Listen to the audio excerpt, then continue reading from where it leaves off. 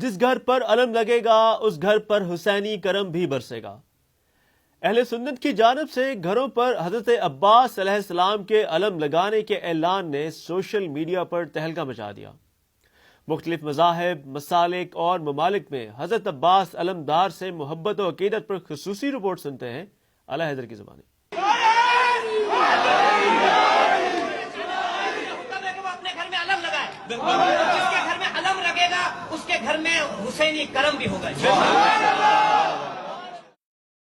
کٹا کے بازو دشت میں علم اٹھانے کو، یہ کون جا رہا ہے لا الہ بچانے کو۔ سوشل میڈیا پر اہل سنت کی جانب سے گھروں پر حضرت عباس علمدار کے علم لگانے کے اعلان والی ویڈیو نے صرف پاکستان ہی نہیں پوری دنیا مودت اہل بیت میں وحدت و اخوت کی خوشبو بکھیر دی۔ نبی کی سنت پر چلنے والے حضرت عباس کے علم کیوں نہ لگائیں؟ ام البنین کے لخت جگر حضرت عباس علمدار نبی کریم کی پیاری بیٹی حضرت فاطمہ زہرا کی دعا کا ثمر ہیں، اور اہل بیت کی محبت پر کسی شیعہ یا مسلمان کا اجارہ نہیں، بلکہ یہ ہر باضمیر غیرت مند اور حریت پسند کی میراث اور اثاثہ ہے۔ آیت اللہ ابراہیم کلباسی خصائص العباسیہ میں تحریر کرتے ہیں کہ تاریخ میں پہلے علم اٹھانے والے شیس بن آدم تھے۔ یہ علمداری حضرت ابراہیم و اسماعیل سے ہوتی ہوئی ہاشم و حضرت عبد المطلب، حضرت ابو طالب و علی شیر خدا سے ہوتی ہوئی کربلا میں ابو الفضل العباس تک پہنچی۔ اس علم کو اس انداز میں ام البنین کے لال نے اٹھایا کہ اب علم تا قیامت حضرت عباس سے موسوم ہو گیا ہے، اور یہی وہ علم ہے جو ولی العصر لے کر اٹھیں گے۔ جب کربلا سے لوٹا ہوا مال یزید کے پاس بھجوایا گیا تو علم عباس کے قبضے اور دستے کے سوا کوئی جگہ محفوظ نہیں تھی۔ یزید لعین بھی حضرت عباس کی وفا کو ماننے پر مجبور ہو گیا اور پکار اٹھا کہ لاکھوں کے حملے میں علم کے قبضے کا محفوظ رہنا عباس علمدار کی شجاعت کی علامت ہے۔ ماہرین علم الاعداد کا کہنا ہے کہ باب حسین کے اعداد 133 ہیں اور عباس کے بھی عدد 133 ہیں، یعنی اگر علی ابن ابی طالب رسول خدا کے مدینے کا دروازہ ہیں تو عباس علمدار حسین کے کربلا معلیٰ کا باب ہیں۔ اسی لیے ہر مذہب، ملک، عقیدے، مسلک کا فرد اقلیم وفا کے سلطان باب الحوائج حضرت عباس کا محب و عقیدت مند نظر آتا ہے۔ البانیہ کے کمیونسٹ معاشرے میں کوہ تومور پر عباس علی کی صدیوں پرانی زیارت گاہ اہل نظر کو حضرت عباس علمدار کی سلطنت وفا کی لامحدود سرحدوں کا پتہ بتاتی ہے، جہاں لاکھوں یورپین حضرت عباس کی زیارت گاہ پر حاضری دے کر وفا کے آستان پر جبین عقیدت خم کرتے نظر آتے ہیں۔ حضرت عباس کے نام پر عراق کے اہل سنت کے ہاں صدیوں سے رائج ہے۔ سابق وزیر دفاع عراق ہردان تقریتی بیان کرتا ہے کہ عراق کے سابق صدر احمد حسن البکر بعض سیاستدانوں اور اہل حکومت سے عہد و پیمان لینا چاہتے تھے۔ اس عہد و پیمان کو مضبوط کرنے اور خیانت سے بچنے کے لیے احمد حسن البکر نے قسم کھانے کو کہا اور حضرت عباس کے حرم پر جا کر ان اہل سیاست سے عہد و پیمان کیا گیا، کیونکہ پورا عرب جانتا ہے کہ عباس کی قسم کھانے کے بعد پیمان توڑنے والا بدترین انجام سے دوچار ہوتا ہے۔ 1986 میں قائد ملت جعفریہ آغا سید حامد علی شاہ موسوی کی ہدایت پر قائم مجالس و جلوسوں کی حفاظت کے لیے رضاکارانہ خدمات سر انجام دینے والے مختار فورس والنٹیئرز بھی حضرت عباس کے علم پر دین اور وطن عزیز پاکستان کے لیے ہر قربانی دینے کا حلف اٹھاتے ہیں۔ خلخالی بیان کرتے ہیں کہ ایران کے شہر لار میں نظر گاہ پائی جاتی ہے، جہاں پر ایران بھر سے اہل سنت باشندے ہر منگل کو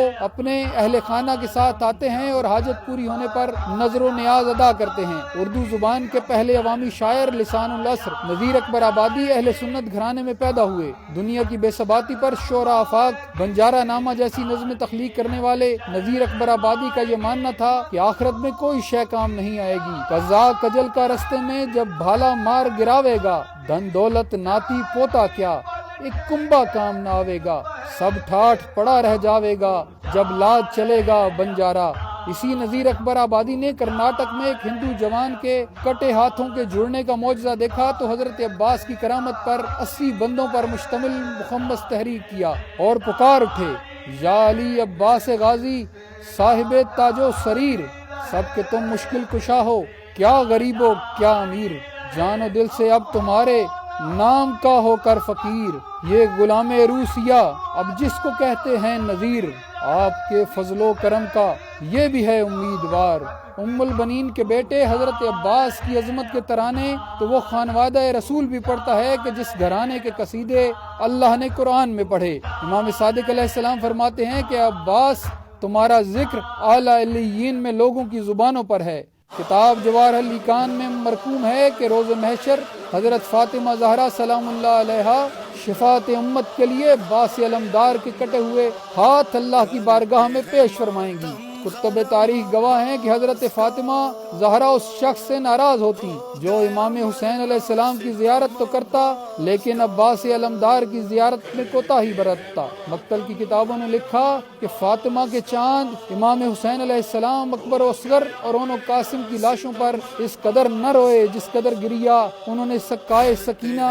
حجاب زینب الکبریٰ حضرت عباس علمدار کی لاش پر کیا۔ اسی لیے لہوف نے عرب شاعر کا مرثیہ لکھا کہ لوگوں کے رونے کا زیادہ حقدار وہ جوان عباس ہے جس پر کربلا میں نواسہ رسول امام حسین علیہ السلام بھی روئے۔ میر احمد نوید نے اس دردناک منظر کا نقشہ اس انداز میں کھینچا کہ جب شاہ نے بے بازو تپتی ہوئی ریتی پر عباس کو دیکھا ہے، زینب کو پکارا ہے، امامہ اتارا ہے، سر خاک پہ مارا ہے، تم ہی ہو دعا میری، تم ہی ہو صدا میری، میں ہوں اگر آئینہ تم ہی ہو جلا میری، ہاں میری ابا تم ہو، زینب کی ردا تم ہو، تم ہی سے یہ پردہ ہے، بچوں کے اب تماچے اے بیبیوں لگیں گے، شام غریباں ہوگی، خیمے بھی اب جلیں گے، شہ رہ گئے ہیں تنہا کوئی نہیں ہے زینب، غازی کے بعد شہ کا کوئی نہیں ہے زینب۔